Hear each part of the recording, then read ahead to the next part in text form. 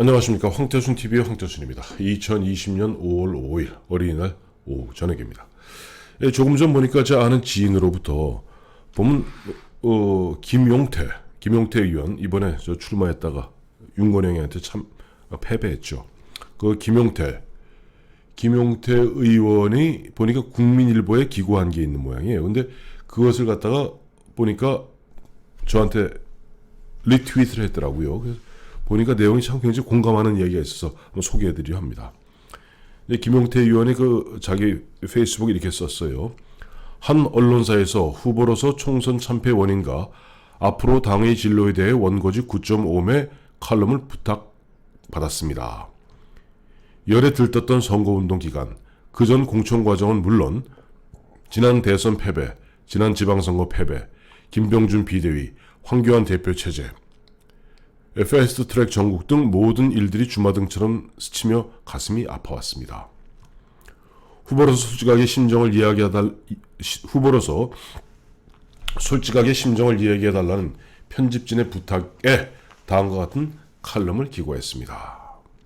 거대한 오판, 무서운 심판. 제목이 거대한 오판, 무서운 심판입니다. 적지 않은 분들이 21대 총선 후보였던 나에게 왜 미래통합당이 참패했는지 묻는다. 각계 전문가들의 예리한 분석이 쏟아지고 있지만 통합당 내부, 특히 일선에서 뛰었던 후보의 생각은 어떠한지 알고 싶기 때문일 것이다. 코로나19 때문에 정권 심판 이슈가 담붙였고 국기 결집 효과, 그걸 랠리 라운드 더 플래그 이펙트라고 합니다. 국기 옆에 쫙 모이는 국기 결집 효과로 인해 대통령과 집권 여당의 국민들의 지지가 쏠렸다는 변명은 하고 싶지 않다.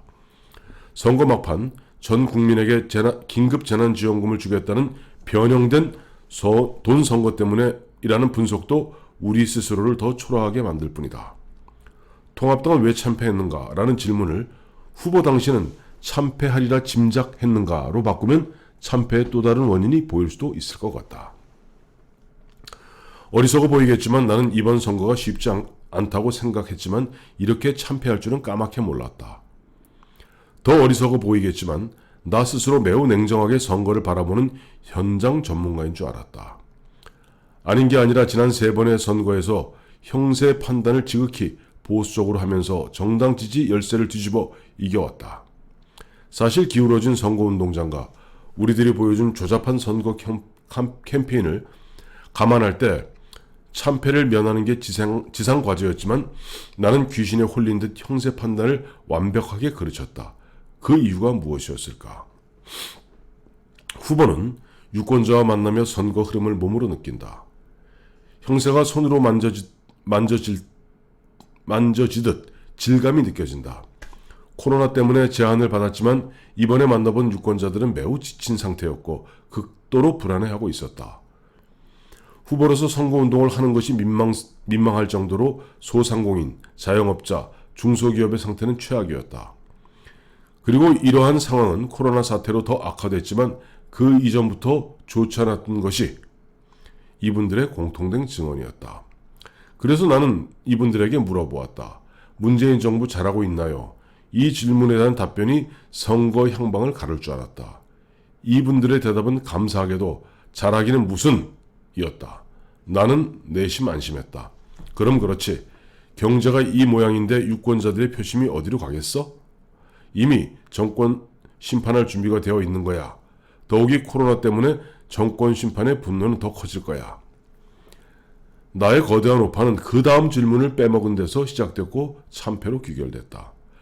그럼 우리 미래통합당은요? 도도한 사회 변동과 국민 의식 변화를 따라잡지 못했다는 둥, 숱한 선거 이론에 따른 고도화된 정치 캠페인에서 밀렸다는 둥, 총선은 경제 성과에 따른 집권 세력에 대한 회고적 투표, 즉 리트로스펙티브 보팅 이란 말만 믿고 코로나 영향을 과소평가했다는 둥, 그런 분석도 내가 빼먹은 마지막 질문보다 무거울 수 없다. 나는 선거 전부터 보수의 통합과 혁신이 승리의 전제라고 주장해왔다. 통합당은 완전치는 않지만 탄핵 이전 새누리당 모습으로 통합됐다. 공천 과정에서 잡음은 있었지만 나름 인적 혁신도 이루었다. 워낙 현장의 경제 상황이 좋지 않았고 유권자가 느끼는 고통과 불안이 컸기 때문에 그간 통합당이 보여준 모습을 국민들이 어떻게 생각할까 미처 생각하지 못했다. 아마도 국민들은 이렇게 생각하셨던 것 같다. 문재인 정부를 심판해도 우리가 하지 당신들이 뭔데 하라 마라 하는가. 당신들 꼴 좀 한번 봐라. 당신들이 무슨 자격이 있다고 우리의 현재와 미래를 책임진다고 하는가. 그리고 품격은 바라지도 않는다. 최소한 하는 말이 상식적이기는 해야 하지 않는가. 무슨 말이 필요한가. 우리의 거대한 오판이 무서운 국민의 심판으로 이어진 것을 반구저기 화살이 빗나가면 자신을 돌아봐야지 관역을 탓하면 못하겠는가. 국민이 바라보는 곳에 맞춰 저기 맨 밑바닥에서 모든 것을 버리고 다시 시작하라는 것이 국민의 명령이다. 김용태 의원 나름대로 보면 본인이 어려운 지역에서 3선을 했고 이번에 4선에 도전했습니다만은 고배를 마셨죠. 일정 부분 김용태 의원의 흔한 자아 비판적, 자기 반성적 이야기 우리가 귀 기울일만 합니다. 물론 개인적으로 몇몇 대목에 있어서는 저도 동의하지 않는 부분이 있습니다만은 대표적으로 보면은 이번에 미래통합당 공천이 혁신적이었다는 부분은 별로 저는 동의하지 않습니다. 역대 최악의 공천이었죠. 최악의 공천. 그야말로 아랫돌 빼서 윗돌 가고 윗돌 깨서 아랫돌 베고 혁신이라는 이름하에 김형호, 김세연 등 이 실력자들이 사천하고 그 다음에 보면 혁신이란 미명하에 청년 벨트라 그래서 아니 저쪽 동쪽에 있던 청년을 갖다가 그 청년들이 어떤 청년들입니까? 상당수가 미래통합당인 전신인 새누리당에서 키워온 젊은이들이 아니에요. 대부분 보면 예전에 미래통합당 전신인 새누리당이 둘로 쪼개지면서 그 당시에 김무성, 유승민이 끌고 나가서 국민의당 만들지 않습니까? 국민의당 만들었을 때 거기 얼씬 붙었던 그리고 그 국민의당이 또 보면 안철수하고 합쳐서 또 바른미래당 만들지 않습니까?